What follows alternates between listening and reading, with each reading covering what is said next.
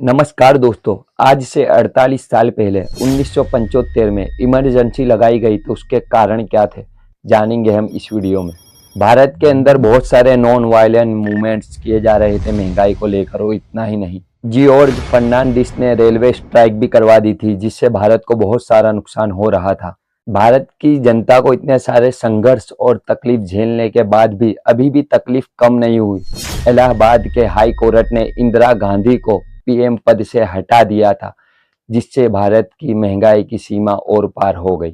इन सब कारणों के चलते 25 जून 1975 को भारत के प्रेसिडेंट फखरुद्दीन अली अहमद ने इमरजेंसी लगवा दी।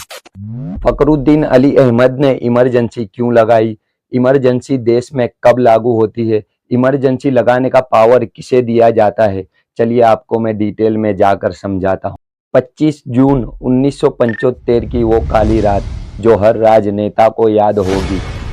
25 जून ठीक 12 बजे यानी कि 26 जून को तात्कालिक इंदिरा गांधी ने इमरजेंसी की घोषणा की थी। President has proclaimed emergency. This is nothing to panic about. क्रांति है मित्रों, और संपूर्ण क्रांति। Darkest period in India's history. एक ऐसा काला दिन हमारा पूरा मकसद इस समय ये है कि स्थिति शांति और स्थिरता की रहे। उस वक्त देश खतरे में नहीं था, सरकार और उससे ज्यादा खतरे में थी इंदिरा गांधी। उस दिन सुबह में ये खबर आई थी अदालत के फैसले से 1971 में रायबरेली चुनाव जीतने के लिए सरकारी मशीनरी का गैर उपयोग किया है इंदिरा गांधी ने, और इसी कारण से इलाहाबाद के हाई कोर्ट ने इंदिरा गांधी का चुनाव रद्द कर दिया। 6 साल तक इंदिरा गांधी चुनाव न लड़ सके, ऐसा अयोग्य घोषित कर दिया गया था। कोर्ट के ये कहने के बाद सड़कों पर हल्ला मच गया। ओपोजिशन के पास जो प्रोटेस्ट करने की इंटेंसिटी थी वो और भी बढ़ गई।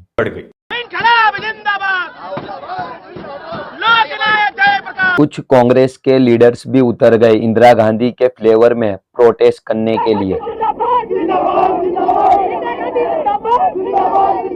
जो अगेंस्ट में रैली निकाली थी इंदिरा गांधी की, उसमें से एक रैली जेपी नारायण की थी।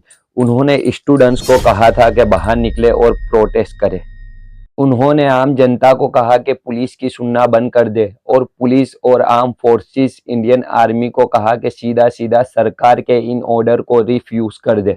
25 जून 1975 के दिन अपने मिनिस्टरों के साथ इंदिरा गांधी डिस्कशन करती है और उन्हों के एडवाइस पर रिटर्न नोट भेजती है उस टाइम के राष्ट्रपति फखरुद्दीन अली अहमद को रिक्वेस्ट करते हुए कि वो इंटरनल इमरजेंसी डिक्लेयर कर दे।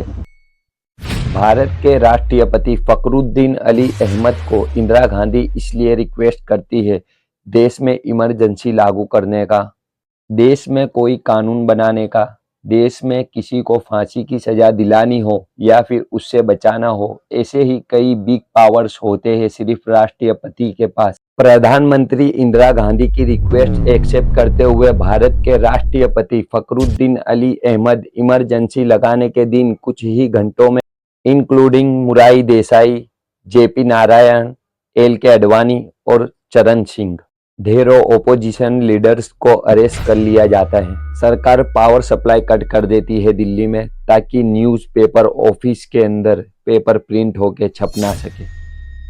न्यूज फैलने की सिस्टम को पूरी तरीके से बंद करने के बाद अगले दिन सुबह अनाउंसमेंट किया जाता है रेडियो मिर्ची पर इंदिरा गांधी के द्वारा। भाइयों और बहनों, राष्ट्रपति जी ने आपातकाल की घोषणा की है। इससे आतंकित होने का कोई कारण नहीं है। वैसे एक्चुअली में इसके पीछे कारण तो बहुत सारे थे। पहला, हाई कोर्ट की जजमेंट इंदिरा गांधी की सीट को नल एंड वॉइड डिक्लेयर कर देती है। दूसरा, जेपी नारायण के जो नारे थे बेसिकली ट्रिगर पॉइंट बन जाते हैं, इसी कारण से इमरजेंसी डिक्लेयर करा जाता है देश में। कई ऐसे ही बड़े कारणों को लेकर प्रधानमंत्री इंदिरा गांधी और राष्ट्रपति फखरुद्दीन अली अहमद देश में डिक्लेयर करते हैं इमरजेंसी को। बहुत सारे देश में मेरी वीडियोस को बहुत सारे लोग पसंद करते हैं। उन बहुत सारे लोगों को मेरा बहुत सारा प्यार। फिर मिलते हैं नेक्स्ट वीडियो में, जब तक के लिए बाय।